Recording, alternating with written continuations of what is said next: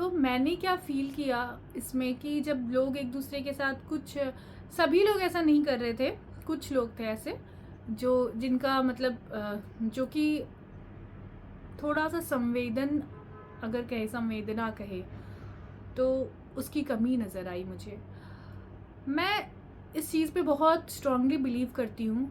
आप कितना भी मेडिटेशन करो, आप कितना भी पूजा पाठ करो, भगवान का नाम लो, आप हवन कराओ, आप भंडारा कराओ, आप कुछ भी कराओ, अगर आपके अंदर जो एकदम बेसिक ह्यूमैनिटी का जो आधार है, जो संवेदना है, अगर वो मिसिंग है ना, तो बाकी सारी चीज़ें जो है आपको पूरा फल नहीं दे पाएंगी।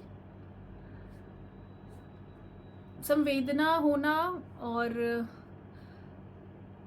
सेंसिटिवनेस बहुत ज़रूरी है। और ये सेंसिटिविटी जो है, ये सिर्फ भावना की जो सेंसिटिविटी है, जो संवेदना है, जो फीलिंग्स है, इमोशंस है, ये सिर्फ बातों से नहीं आती है। आपके एक्शन, आपके व्यवहार, सभी से ये झलकता है। कभी कभी होता है कि कुछ लोग बातें बहुत अच्छी करते हैं लेकिन उनके एक्शंस कुछ और कहते हैं। तो आप बातें क्या कर रहे हो वो भी मैटर करता है, क्योंकि आपकी बातें, आपके जो शब्दों का आप चयन कर रहे हो, वो किसी के ऊपर ऐसे गलत तरीके से ना जाके लग जाए। आपका मजाक आपके लिए मजाक है, हो सकता है वो किसी और के लिए मजाक ना हो। तो थोड़ा सा संवेदना रखना भी ज़रूरी है। और इस सिचुएशन में मैंने यही देखा था कि जैसे स्पेशली वो लोग जो लोग थोड़ा सा सॉफ्ट है, उनके ऊपर ओवर पावर करा जा रहा था किसी किसी पॉइंट पे, मैंने नोटिस किया। और मुझे ये चीज़, जो कमज़ोर के ऊपर आप अपना ताकत दिखाओ, ये कहीं से भी जायज़ नहीं है। तो मुझे लगा था कि सब लोग ध्यान करते हैं, सब लोग मेडिटेशन करते हैं, तो काफ़ी ज़्यादा सेंसिटिव होंगे। और मतलब मैं एकदम क्लियर थी कि हमारी सब लोग बहुत अच्छे होंगे। अच्छे तो है, नो डाउट। सब में इम्प्रूवमेंट की जो ये कोशिश है वो चल ही रही है अभी भी, और ये हमेशा चलते रहेगी, नो डाउट। लेकिन ये जो हमारे अंदर का इमोशंस की जो सेंसिटिवनेस है ना, उसको निखारना और बाकी था। ये मैंने रियलाइज़ किया कि उसको निखारने की और ज़रूरत है। फिर हमने चढ़ाई शुरू की, और जैसा कि मैंने बताया कि सिर्फ 2 लोगों को हेलीकॉप्टर की बुकिंग, वो भी एजेंट्स के थ्रू पॉसिबल हो पाई थी, बाकी लोगों को नहीं हो पाई। क्योंकि एक्चुअली जब एजेंट के थ्रू आप जाते हो तो आपका बजट भी बहुत ज़्यादा लगता है, जैसे उनका वो चार्जेस बहुत डबल ट्रिपल लेते हैं। तो फिर हम सभी ने पैदल ही जाने का सोचा था। और मैं जैसे कुछ दूर 1.5 से 2 किलोमीटर चलने के बाद मुझे ऐसा रियलाइज़ होना शुरू हो गया था कि अभी मुझे ज़रूरत पड़ सकती है, मैं पैदल पूरा यात्रा कंप्लीट नहीं कर पाऊँगी। तो एक दीदी थी जिनके साथ मैं काफ़ी टाइम तक एक साथ हम लोग चल रहे थे, और हमारा ग्रुप जैसे सबका स्पीड अलग अलग है, तो जिनका स्पीड एक जैसा था तो वो लोग एक साथ होके सब अलग अलग, हम सब डिवाइड भी हो गए थे, और कुछ लोग आगे थे, कुछ बीच में थे, कुछ हम पीछे थे। तो मेरे साथ जो दीदी थी उनको वो लास्ट ईयर उन्होंने केदारनाथ की यात्रा की थी, तो उनका जो एक्सपीरियंस था वो पैदल चल के उन्होंने किया था। तो उनको अच्छे से पता था। इस बार मतलब वो तो जैसे तैसे उन्होंने पूरा किया, और उनको 1 नाइट स्टे करना पड़ा। एक बीच में, चढ़ाई के बीच में एक जगह आती है, एक प्लेस आती है जो है छोटी लिंची, जहाँ से आपको टेंट मिलने शुरू हो जाते हैं, छोटे छोटे टेंट मिलते हैं, जहाँ पे आप नाइट को स्टे कर सकते हो और फिर से सुबह उठ करके अपनी चढ़ाई शुरू कर सकते हो। तो वो दीदी ने, उनको लास्ट ईयर वहाँ पे स्टे करना पड़ गया था, तो उनको पता था कि उनको इस बार भी स्टे करना पड़ जाएगा अगर वो पैदल चलेंगी। तो उन्होंने सोचा था कि पिट्ठू मिल जाए जो पीठ पे उठा के लेके जाते हैं, या फिर घोड़ा मिल जाए। तो उन्होंने बहुत कोशिश किया, लेकिन नहीं मिल पा रहा था, क्योंकि हमारी जो ये सब की बुकिंग गवर्नमेंट के थ्रू होती है ना, वो उस टाइम पे बंद हो गई थी। तब हम लोगों ने हमारे ग्रुप में शाम को शुरू किया था चढ़ाई, 4 बजे के आसपास। तो फिर उस टाइम पे हमें नहीं मिला था कुछ भी ऐसे बुकिंग। तो वो जो रोड पे ऐसे घोड़े मिल रहे थे ना, उससे उन्होंने काफ़ी रिक्वेस्ट किया, काफ़ी सारे से। तो वो लोग को भी पता होता है कि अभी तो हमारी ज़रूरत है इनको, तो हम कुछ भी मांग सकते हैं। तो उनके चार्जेस जो है वो इस लेवल का चार्जेस बोलते थे कि भाई लगता था कि ये तो बहुत ज़्यादा है। तो इसकी वजह से कहीं बात नहीं बन पा रही थी। फिर मैं उनके लिए रुक गई थी, क्योंकि वो अकेली ही घोड़े के लिए बार बार सबसे बात कर रही थी और रुक रुक के पूछने के चक्कर में वो ग्रुप से दूर हो रही थी। तो मुझे लगा कि मैं उनके साथ रहती हूँ कि एटलीस्ट उनको मिल जाएगा, फिर मैं जल्दी जल्दी चल के और फिर मैं अपने ग्रुप को कैचअप कर लूँगी। लेकिन इस चक्कर में इतना लेट हो गया ना कि मुझे समझ में आ गया कि लोग तो बहुत आगे निकल चुके हैं अब और हम लोग काफ़ी पीछे हैं। फिर मुझे स्ट्राइक किया कि अरे इनको अगर जब घोड़ा मिल जाएगा तो घोड़ा का तो स्पीड होता है खुद का, तो वो भी आगे निकल जाएगा, फिर मैं अकेली रह जाऊंगी पीछे। तो मैंने दीदी को बोला कि आप जल्दी जल्दी घोड़ा फाइनल करो, क्योंकि फिर मुझे नहीं मिलेगा और आप जैसे निकल जाओगे आगे घोड़े से तो मैं अकेली रह जाऊंगी पीछे। तो उनको भी तुरंत रियलाइज़ हुआ कि ये तो सच ही बोल रही है, ये अकेली रह जाएगी पीछे। तो फिर उन्होंने बोला कि ठीक है ज्योति तुम जाओ आगे, और फिर जैसे अगर कोई टाइम मतलब मुझे जैसे मैं फाइनल होता है मैं तुम्हें तुरंत इन्फॉर्म कर दूंगी, और मैं जब तक ग्रुप नहीं मिलता है तब तक घोड़े को बोलूँगी तुम्हारे साथ ही धीरे धीरे ही चले, और तुम्हें ग्रुप जब तक नहीं मिल जाता है तब तक। तो फिर मैं बोली ठीक है मैं धीरे धीरे चलती हूँ। तो उन्होंने फिर वो अपना घोड़े के लिए फाइनल करने के लिए रुक गई, बात कर रही थी सभी से, और मैं थोड़ी थोड़ी देर चल के और फिर पीछे से रुक के उनको फ़ोन कर करके पूछती थी कि मिला कि नहीं मिला। ऐसे करते करते जब मैं थोड़ी दूर चल चुकी थी तब मुझे ऐसा रियलाइज़ हुआ कि मैं हाफ रही हूँ और अब ये चढ़ाई जो है मुश्किल हो रही है। मैंने सोचा अभी तो शुरुआत ही है और मेरी बॉडी आई थिंक मुझे बहुत ज़्यादा स्ट्रेंथ की ज़रूरत है फिज़िकल एक्टिविटीज़ करने की और अपनी फ़िटनेस के ऊपर ध्यान देने की। ये मुझे सबसे पहले रियलाइज़ हुआ कि भाई ऐसे तो नहीं चलेगा। फिर मैंने सोचा अब तो हाफ रही हूँ, एंड बजट की वजह से भी मेरा घोड़े के ऊपर ध्यान नहीं जा रहा था, और मैंने सोचा अब कैसे पहुंच रहा है मुझे नहीं पता, मैंने चलना शुरू कर दिया है तो चलते हैं। फिर अचानक दीदी का फ़ोन आया उनका, और उन्होंने बोला कि ज्योति घोड़ा तो मिला है लेकिन वो जोड़ी में है। तो घोड़ा और घोड़ी है, वो दोनों जोड़ी में थे। तो घोड़े वाले ने बोला था कि वो जोड़ी में ही जाते हैं, तो वो अकेले उनको नहीं बैठाने वाले थे। और वही एक घोड़ा वाला था जिसने प्राइस रीजनेबल तो नहीं बोल सकते क्योंकि वो गवर्नमेंट प्राइस से डबल चार्ज कर रहा था वो, लेकिन बाकी जो घोड़े वालों ने अपना प्राइस बताया था उसके कंपैरिजन उनका रीजनेबल लग रहा था। तो फिर उन्होंने मेरे से पूछा, उनको पता था कि मैं तो घोड़े के लिए हाँ नहीं करूँगी, फिर भी उन्होंने बोला कि एक बार पूछ के देखती हूँ। तो उन्होंने मुझे बोला कि ज्योति घोड़े जोड़ी में ही जाएगा तो तुम भी चलोगी क्या। तो फिर तब तक मुझे मेरे बारे में पता चल गया था कि मेरे लिए चढ़ाई बहुत टफ होने वाली है। मैंने बोला भाई ऑफ़र आ रहा है खुद ही और जोड़ी में मिला है तो उनको भी नहीं बैठाएगा, अगर मैं हाँ नहीं करूँगी तो मुझे भी ज़रूरत है। तो फिर मैंने हाँ बोला। तो लगभग रात के 9 बजे हम लोग घोड़े से उस स्पॉट तक पहुँचे जहाँ से फिर हमें पैदल थोड़ा चलना था, और फिर हम मंदिर के पास के हमारा जो बुकिंग था एक होटल में जो हमारी जो दीदी जिनके साथ हम गए थे उन्होंने बुकिंग किया हुआ था और वहाँ हमें जाना था। तो हम उसमें गए और फिर मुझे वो दीदी को पैसे रिटर्न करने थे, तो इसलिए ऐसा था एक्चुअली में हमारा कि सब इकट्ठे ही दर्शन करेंगे। तो बाकी लोग अभी पहुंचने वाले थे। तो फिर मैंने सोचा कि ठीक है मैं मेरे हस्बैंड से बात कर लेती हूँ और बता देती हूँ कि इतना इतना एक्सपेंस ऐसा ऐसा है। तो इसके लिए मैं ऊपर गई, और जब मैं मंदिर के पास का जो एरिया है वो जो पूरा बड़ा सा स्पेस है, ग्राउंड है, वहाँ पे जब मैं गई तो मुझे मेरे आँख में इतने आंसू भरे हुए थे और इतना सारा थैंक यू निकल रहा था, मैं बता नहीं सकती हूँ। वो इतना ज़्यादा पावरफुल था और इतना इमोशनल फीलिंग था कि मैं यहाँ तक कैसे पहुँच गई।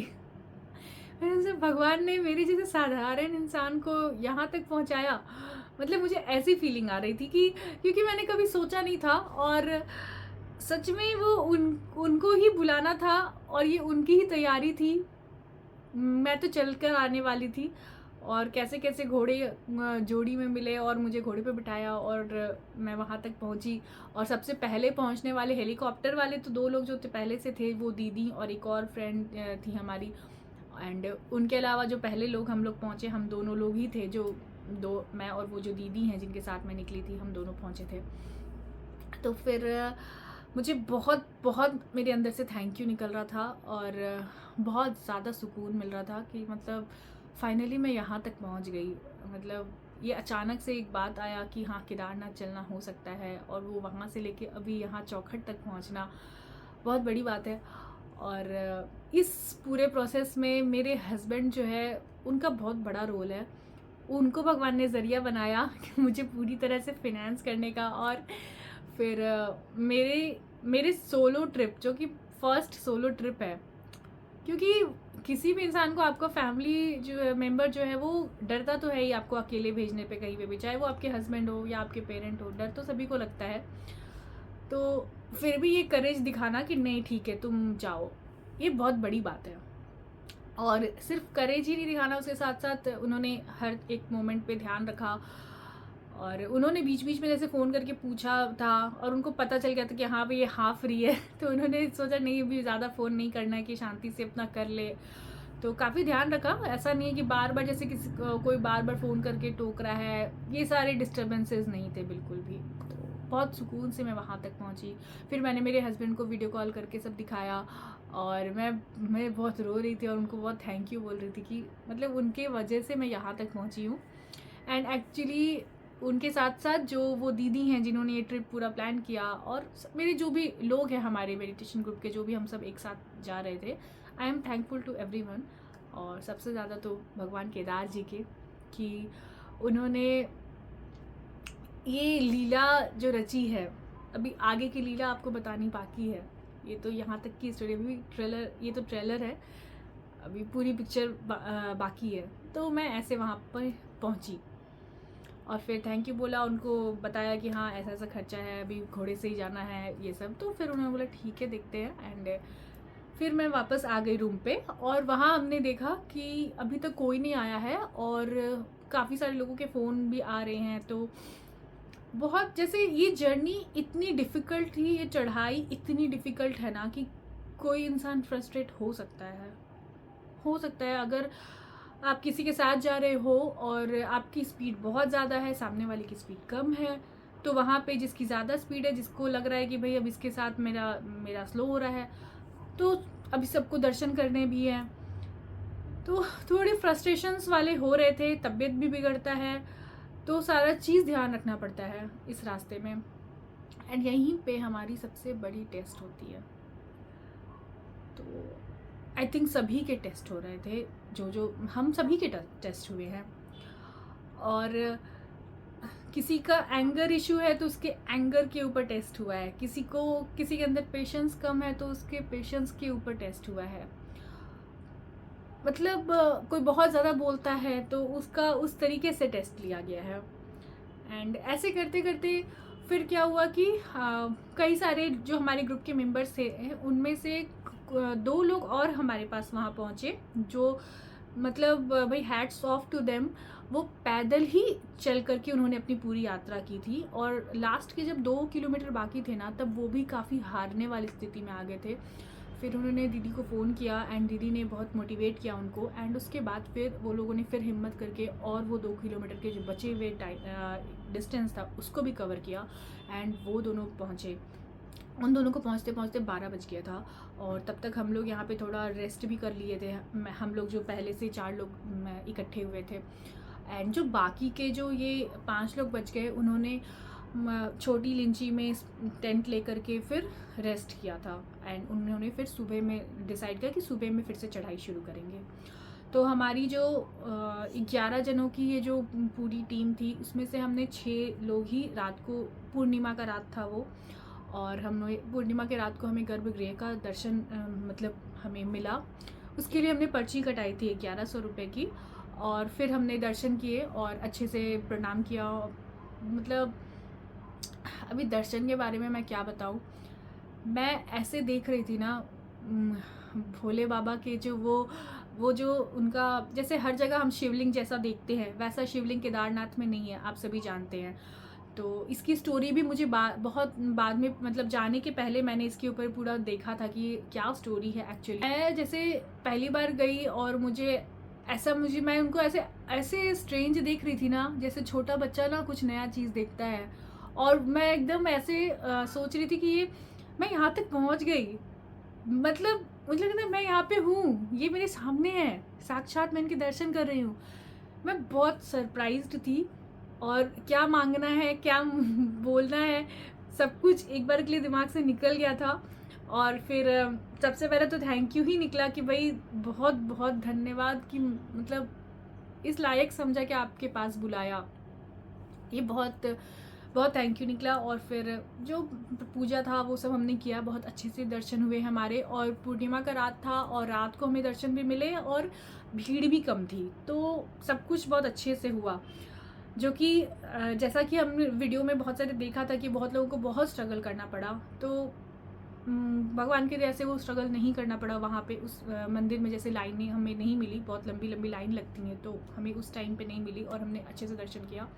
और उसके बाद फिर हम सब रूम पे आ गए और आ करके रेस्ट किया, एंड हमने माइंड मेकअप किया था कि अब भैरव जी के दर्शन करेंगे दूसरे दिन।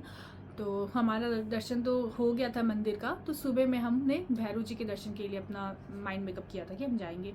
और फिर हम सुबह भैरव जी के दर्शन के लिए निकल गए। और जो लोग सुबह में पहुँचे, फिर जैसे रात को रेस्ट लेके छोटी लिंची से वो लोग फिर निकले, और फिर सुबह वो लोग आए और फ्रेश होकर वो लोग मंदिर के लिए दर्शन के लिए निकले। एंड हम लोग जो है यहाँ से भैरव जी के दर्शन किए, और वहाँ से वापस फिर भीमशिला के दर्शन किए, और शंकराचार्य जी का वहाँ पे समाधि है तो उनके दर्शन किए। भीमशिला देखने का मेरा मतलब, मुझे लगता है जब वो फ्लड आया था उसके बाद जब ये पता चला कि बहुत बड़ा सा पत्थर, बहुत बड़ा सा चट्टान जैसा पत्थर आ करके मंदिर के पीछे रुक गया, और मंदिर के ऊपर वो बाढ़ का पानी नहीं आने दिया उसने, मुझे वो पत्थर देखने का बहुत ज़्यादा मन था। और मैं जब वहाँ पे गई तो ये इतनी स्ट्रेंज बात है कि वो पत्थर ठीक मंदिर जो है, मंदिर के चारों तरफ जो बाउंड्रीज है, वो बाउंड्री के अंदर भी नहीं आया। अगर वो बाउंड्री के अंदर ऐसे आके गिर जाता तो वो मंदिर पे काफ़ी ज़्यादा लग सकता था। लेकिन ये कैसा चमत्कार है, वो बाउंड्री के ठीक ऊपर वहीं पे रुका, और वहाँ से इतना बड़ा पत्थर है कि उसने मंदिर को अच्छे से कवर कर लिया, और वो पानी जो है मंदिर में नहीं आया था। मतलब वो पत्थर मुझे देखने का इतना ज़्यादा शौक था ना, वो बहुत बड़ी शिला है, वो पत्थर तो छोटा बोलते हैं, मतलब शिला है वो, भीम शिला ऐसे ही नहीं कहते, सच में बहुत बड़ी शिला है वो। और उसको देख के मुझे बहुत अच्छा लगा, बहुत ज़्यादा पॉजिटिव फील हुआ कि भगवान जब चाहते हैं जिसको बचाना, जो जिस चीज़ को भगवान बचाना चाहते हैं, जैसे प्रोटेक्ट करना चाहते हैं, वो वैसे करते हैं। जब हम सोचते हैं कि कुछ चीज़ पॉसिबल नहीं है, लेकिन भगवान किसी भी चीज़ को पॉसिबल कर सकते हैं, ये तो फैक्ट है। उसके बाद फिर वहाँ दर्शन करके, और फिर हमने इस बार हमारा माइंड में मैंने सोच लिया था वही घोड़े से ही वापस जाना है, क्योंकि हमारा टाइम लिमिट भी था कि हमें टाइम पे पहुंचना है, ताकि फिर अपने घर के लिए हमें ट्रेन या जैसे जाना है वो सब लेना है।